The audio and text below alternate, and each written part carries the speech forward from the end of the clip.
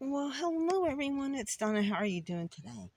So, after it warmed up today, I decided that I was going to move some daylilies around because we're going to be doing a little bit of landscaping, and where I have basically like a wall of them where they are, it's probably going to get all dispersed and uh, might make some terraces and stuff. But so I decided that this year I was going to move some more daylilies to the other side of my driveway because I moved some to a curb part one year, and I just moved single plants, and it's been about 3 or 4 years, and it's filling in nicely.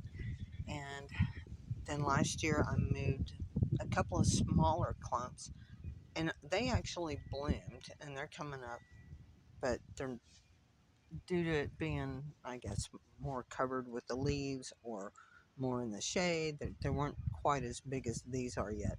But I moved some clumps, and I planted them today. And I've come back in and I've sprinkled some zinnia seeds in here. And there's a tree there, but some more. I've got to cover the zinnia seeds up and then water everything in. I'm also transplanting some irises from one part of my property because we're going to be moving some fencing and things like that. So I'm actually going to try to grow some iris in with the daylilies. And I know it's late to move them, so they probably won't bloom this year. Hopefully they won't die. No, my luck, they will. But that's just the rest of the ones that I've gotten this far. And I mean, that's for me. I probably won't be able to move tomorrow.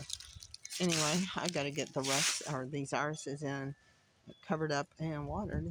And I'm calling this a day. You think I'll get any blooms off of these daylilies this year?